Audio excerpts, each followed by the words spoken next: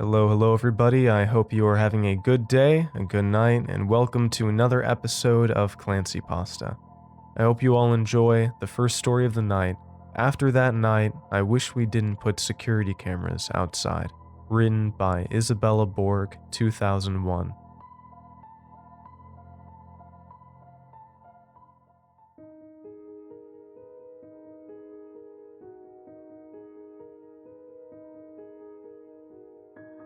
I know I shouldn't have looked at the camera footage from outside my home. That I should have just gone about my day just as I always have. I should have just accepted the idea of bugs or random animals triggering the lights outside. Maybe then I'd be able to sleep easier at night, and it wouldn't smile at me the way it does. It was midsummer, and it was about the second time our cars had been broken into. My parents, of course, weren't happy with the invasion of privacy, and neither was I. Though the robber never seemed to steal anything, they just left our vehicles a total disaster. But nonetheless, it was a bit unsettling to have some random stranger rummaging around them. That's the moment they chose to install our 2 security cameras outside the house. They made sure our cars were all in view in case another intruder broke in. Then we would be able to look back in the footage and show police if it ever happened again. After a few days had passed, I started to be filled with the overwhelming temptation to check back on the camera footage from past nights. Maybe it would catch whatever was constantly triggering our motion lights outside, whatever it was that we never caught when we randomly chose to check outside, which was pretty rare as we simply accepted the idea that it was nature going about its business, so we did the same. All I knew was how uncomfortable I felt deep down every time I saw the flicker of the lights coming on outside late at night. I had no reason to, but I felt the slightest bit afraid, almost as if I already knew what was out there. But then again, I really didn't. It was a churning feeling within my gut that ebbed me very gently. My parents never seemed to be quite as worked up or curious as me about the reason for the lights being triggered. Maybe I was just anxious at heart as much as I was curious. Or maybe it wanted just me to know it was there. My mother had always told me the worn-out phrase of curiosity killed the cat, but I was always naturally a very curious cat. I wanted to know everything and anything I could, and was always a bit nosy, to be honest. And that's exactly what led me to the security camera footage that evening. An evening I'll never forget, no matter how hard I tried to. Our cameras weren't on our TV 24/7 like they would be in something like a security room. In order to view it, you had to switch from our cable TV to our HDMI 2 with the remote. From there you could see all the footage saved up to 2 weeks. Anytime it caught something moving within the frame, it saved the video. I instantly clicked on a saved video from the night before, expecting to see possibly a cute raccoon or a stray cat roaming around. Everything on the camera looked completely normal. Because it was dark out, the camera was in night vision mode, which meant it showed no color, just shades of black, gray, and white. Our 3 cars were in view from all 2 cameras aimed towards the driveway, and person or animal could be seen wandering around. That is, until something caught my eye from the side of the neighbor's yard, right next to our driveway. It was dark and hard to make out since the sensor lights hadn't turned on yet, but it seemed like a large, lanky person on all 4s. The way they crouched down was almost uncomfortable to look at.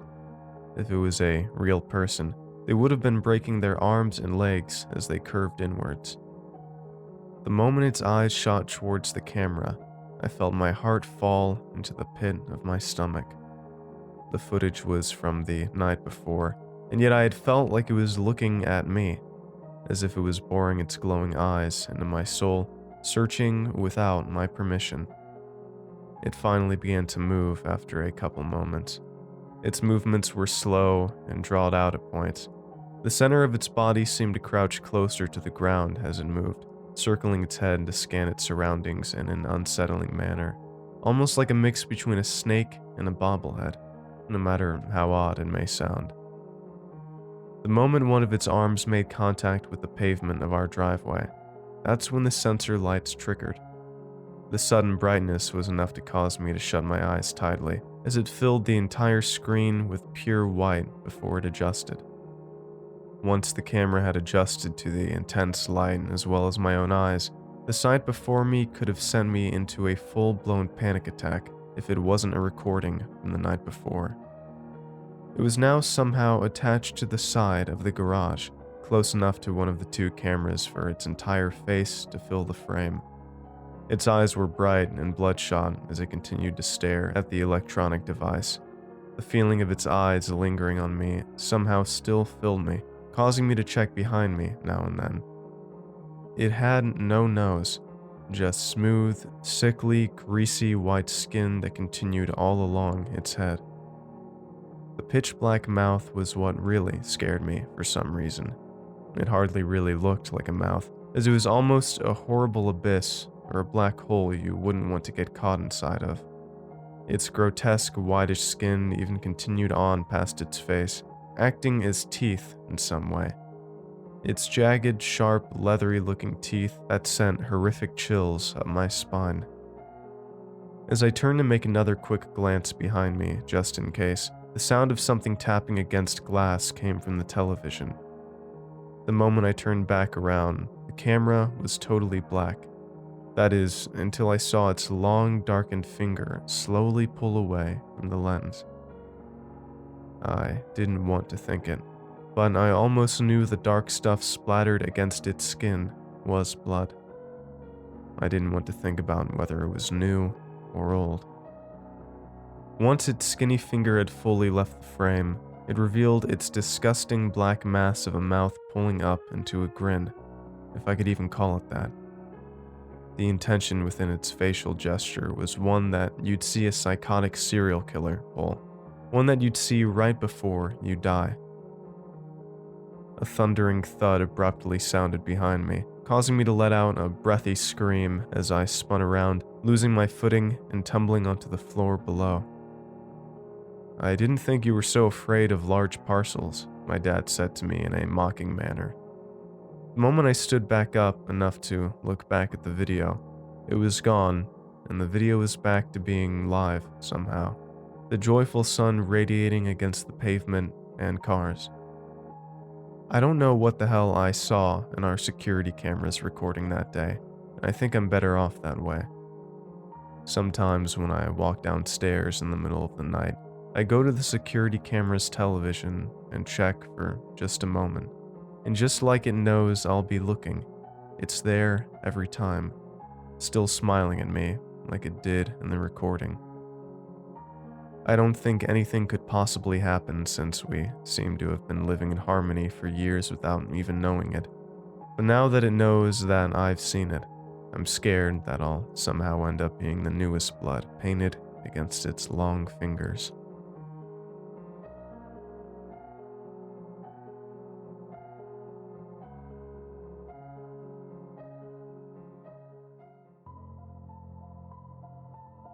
Can you hear that? Written by Davey-Poof.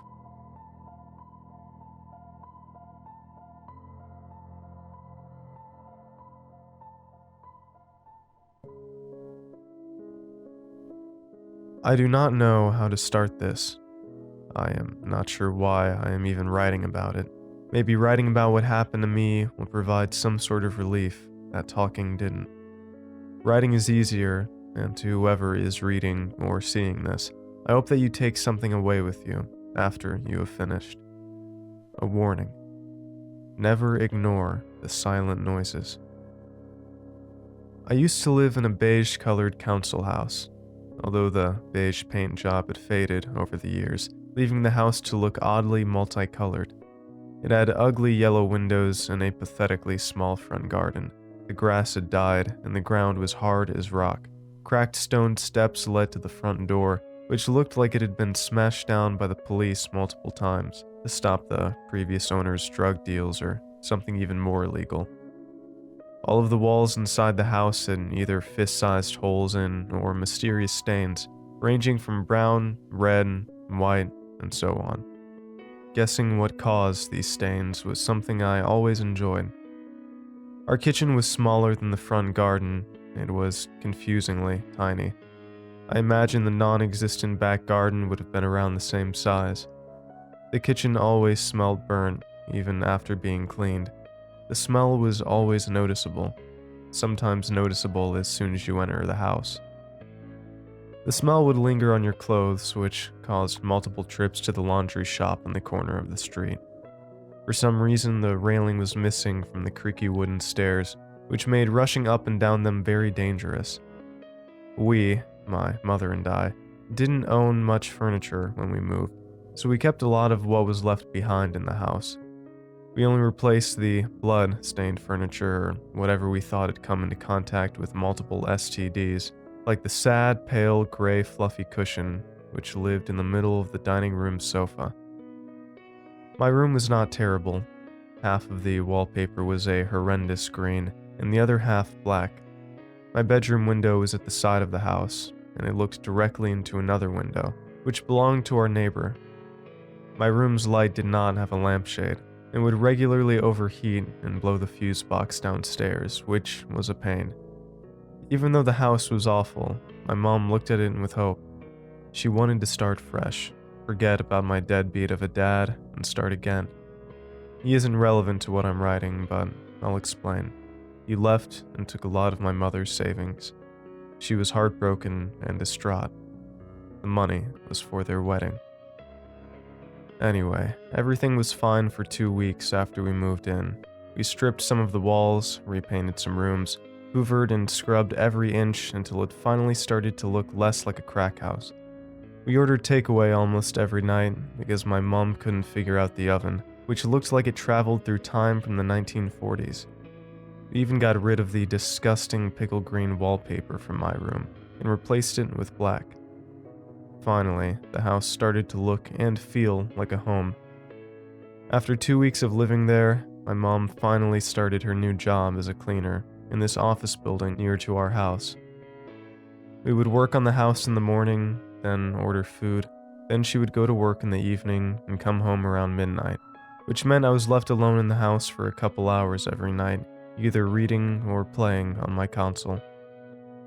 My mom's first shift was when I heard it. Half asleep, walking up the stairs, I heard a tap, like the slightest movement of a finger or a match falling off a shelf. Something minimal like that. A sound that lacked any effort. A sound my ears were uninterested in. As soon as I heard it, I had forgotten it. Then, after completing 2 more steps of the stairs, I heard the tap again. However, this time the sound wasn't effortless. The tap was more dominant, like the nail of a finger striking a wooden table. I turned around and looked to the bottom of the stairs, of which I was halfway up. Hearing the louder, aggressive tap made me remember the quieter one. I stood on the stairs silently, focused on trying to hear the tap again. My eyes darted around the hallway as I wondered if there was any noise at all, or if I had just imagined it. I turned back around and made my way up the remaining few steps. When I got to the top of the stairs, a loud bang came from inside my room, and my whole body twisted to face the noise. The door to my room was only slightly open, restricting view of whatever produced the noise. Slowly and delicately stepping forward, I moved to the end of the upstairs hallway, trying to catch a glimpse of my room without getting too close. I waited and watched, only halting the observation for blinking. Time passed, and no more noise had come from my room, or from the rest of the house. The silence felt like I was being taunted. I was being made fun of. Finally, I walked into my room, pushing the door open as wide as it could go. There was nothing. It was just my room. Nothing had been moved, nothing fell or broke, nothing. I sat on my bed and wondered why I was being so stupid and why I had worked myself up. I was so frightened and I felt like such an idiot. I moved my glance from the floor to my window, and I stared. What was I looking at? There was something outside the window, although I realized it wasn't outside my window. It was in the neighbor's house, Whatever room I was looking into was pitch black, yet something was standing there. For hours it felt like I was looking into the neighbor's window, trying to figure out what was in that room. The front door suddenly slammed shut, and I screamed, which made my mother scream too, who had just come home from her night shift at the office. As the days of living at the house continued, every now and then I would hear a tap. After asking my mother about the taps, I would always get the same answer, that she hadn't heard any of these taps and that I was just hearing things. The taps continued every day, still without my mom's acknowledgement of them. A month we lived at the house, and exactly 4 weeks after moving in, the taps intensified. I tried to convince myself that I was either just hearing things, like my mother had been telling me, or it was just the council house, slowly falling apart from old age. I eagerly wanted a solution to stop the tapping, the banging, the noises that only I could hear. The taps were affecting me mentally and physically. I wouldn't eat properly, since a sudden tap on the kitchen wall demolished my appetite. Sleeping was impossible. At night, my ears would try and seek out the taps, like I was trying to convince myself I wasn't crazy. Getting clean was out of the question. Whenever I entered the shower and stripped naked, I heard taps on the bathroom door, taps coming from the drain in the bathtub, taps outside the opaque bathroom window. The taps followed me everywhere. They were unescapable. Like usual, my mother left for her night shift at the office, leaving me at home. Weirdly, on that day, I hadn't heard any taps, any bangs, any noise I thought to be ominous, nothing. So, now regrettably, I was hopeful for once. Hoping that finally the silent noises had stopped, I left my room to go downstairs and get a glass of water. Normally I would try and stay in my room when my mom was at work, prepping food and water beforehand and only leaving to use the bathroom. I twisted the rusty kitchen tap and water quickly rushed out, filling my chipped glass. Trying to ignore the kitchen smell, I started making my way back up the stairs. Tap. I froze, and my whole body tensed. Staying perfectly still, except for the glass of water trembling in my hand, I listened intently. I thought that maybe my brain was just repeating what had happened before, like some sort of deja vu. In my mind, I was thinking of every possible cause of that tap, hoping and praying that I wouldn't hear another. A few seconds of silence passed by. The only noise I could hear was my heart pounding out of my chest. Another couple quiet seconds passed by. Not wanting to let my guard down, I waited. Tap. Each hair on my body erected, and my breathing intensified. The sound had come from the bottom of the stairs, directly behind me. My neck was so stiff, I had to force it to move. At this point, I had lost most of the water from my glass due to uncontrollable shivers passing through my body. Breath was impossible to find, like my lungs were being squeezed. Finally, I rotated enough so I could see the downstairs hallway and the start of the stairs. I looked into the kitchen, stared at the living room, moved my eyes around the hallway multiple times, and locked my glance at the bottom of the stairs. The first wooden panel on the stairway looked dislodged, pushed out a little, moved ever so slightly, but not unnoticeable. Confused, I cautiously approached the bottom step, putting the not-so-full glass of water down, just in preparation. Looking into the space created by the askew step, I sunk into myself with fear. I couldn't scream. I was too terrified to even move, never mind making noise.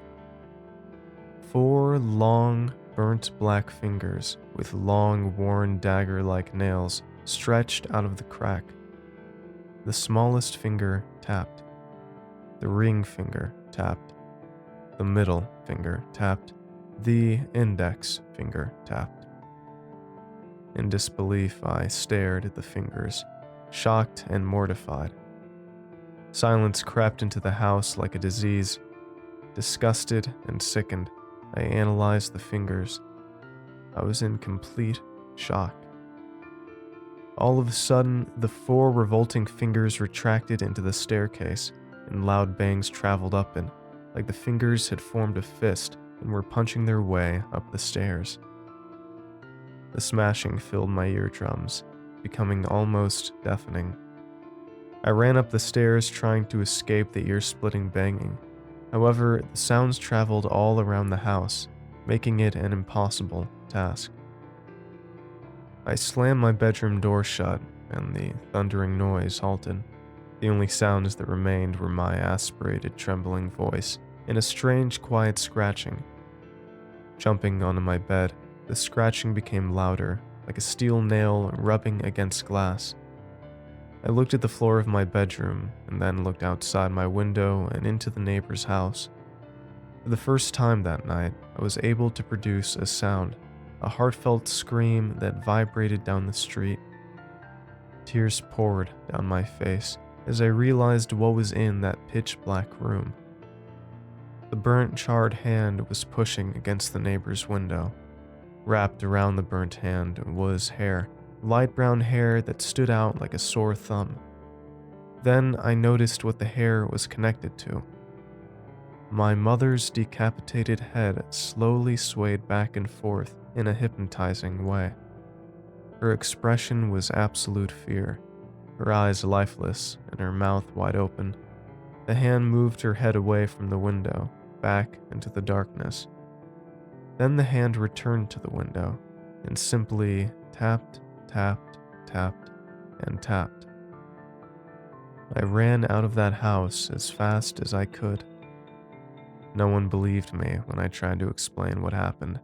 The police said the death of my mother was a mystery, but I know what happened. And now, so do you. Never ignore the silent noises.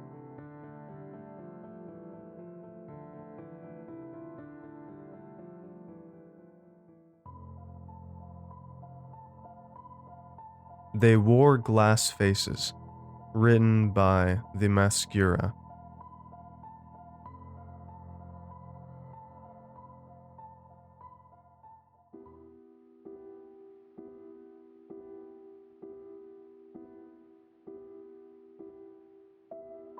I was invited to my high school's 20th reunion.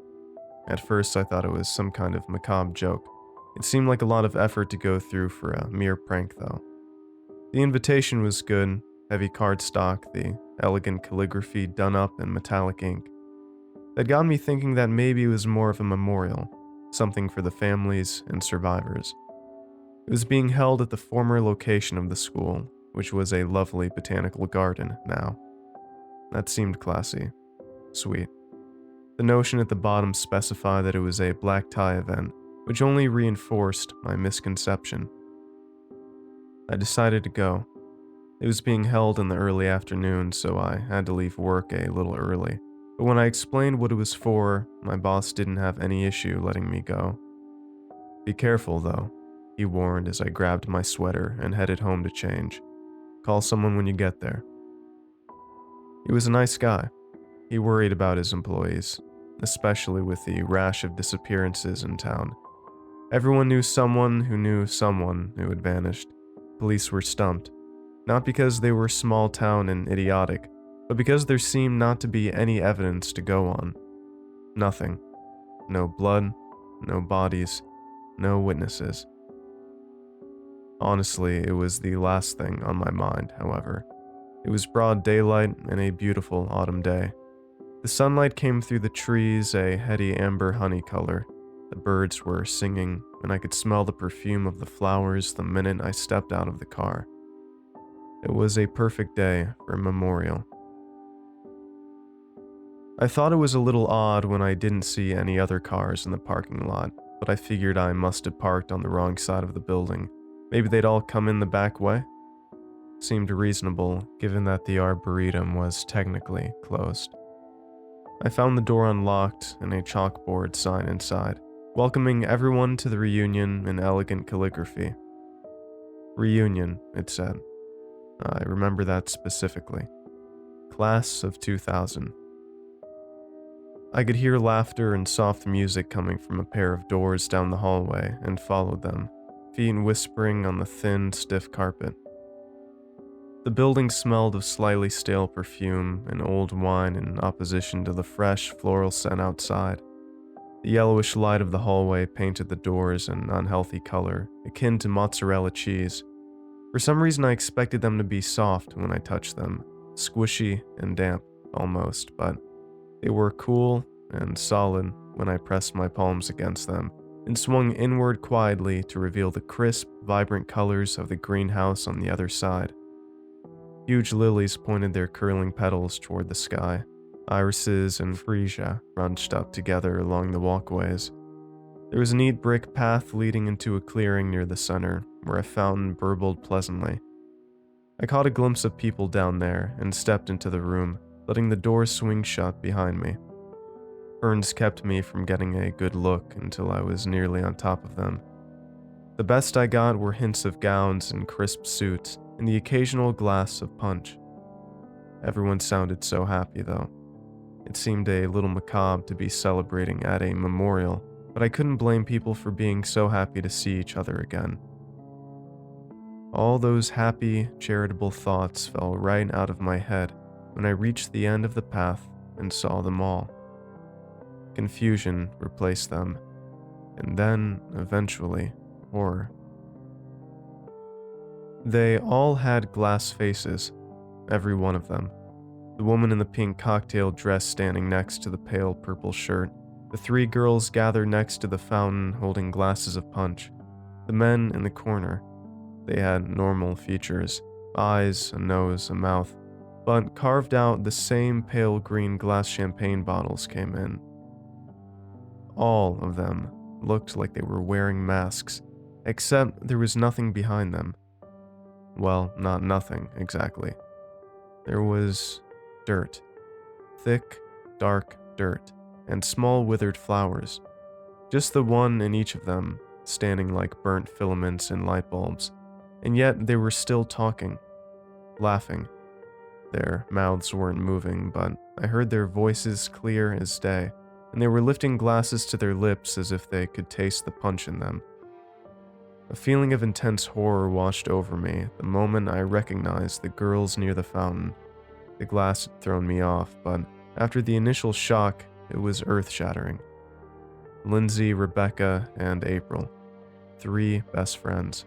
Absolutely inseparable in life. So close, their families had opted for joint funerals. My hand jumped to my stomach. For an instant, I thought I was going to be ill or pass out, or both. Every breath I took rattled in my throat, which felt hot and tight. My eyes watered, flipping from one face to the next and recognizing every one of them. "Jordan," one of the guys lifted a hand in greeting. "Hey, we didn't think you'd make it to this one." I knew him too. Noah, my first boyfriend. "You're a little early, aren't you?" he asked, lowering the glass of punch in his sickeningly normal hand. "Jordan?" Several more voices questioned. Heads turned in my direction, the light gleaming off and through their glass skulls. They had hair.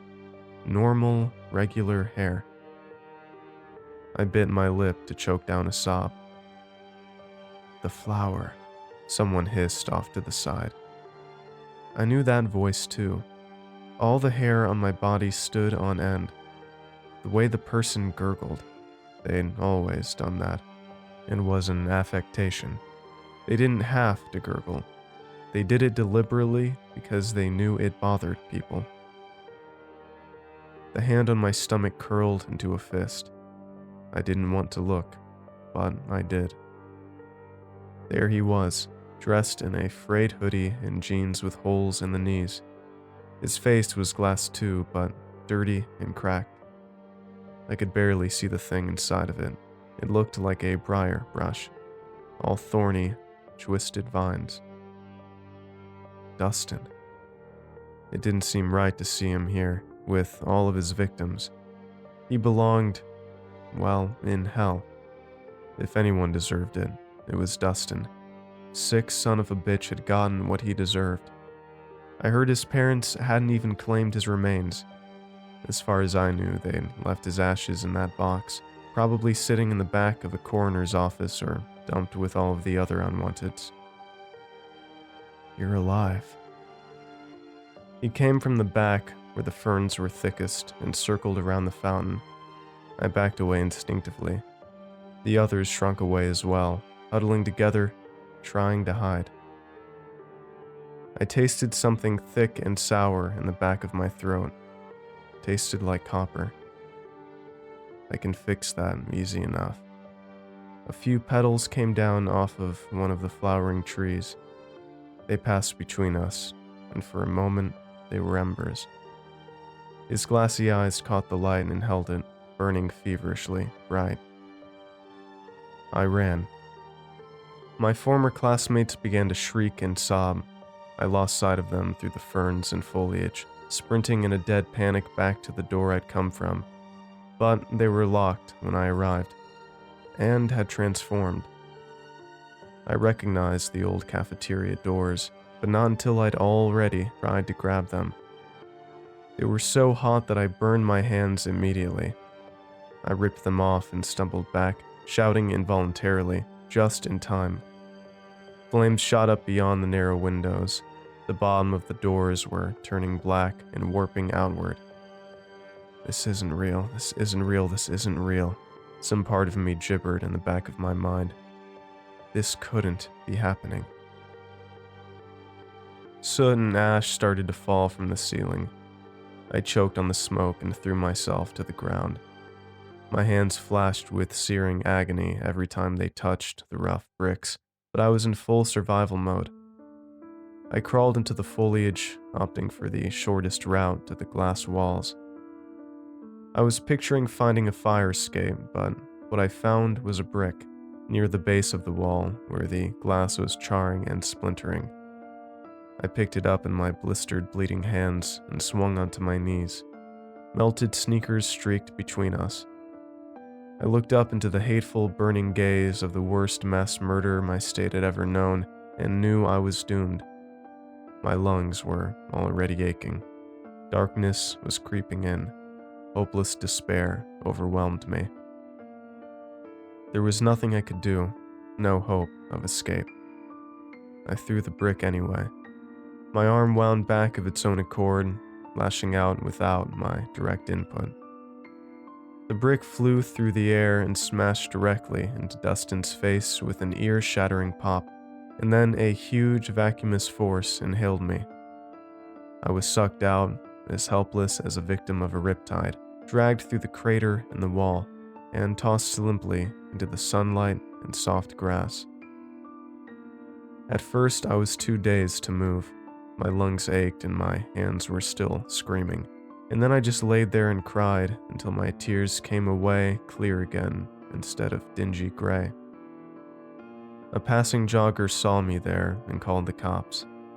I ended up in the hospital for smoke inhalation and third-degree burns. I told them everything I knew, everything I'd seen, but I don't know whether or not they believed me. I got to go home a week later with a mostly clean bill of health. Nothing that won't heal eventually. But still, I wonder, how many people got their own invitations?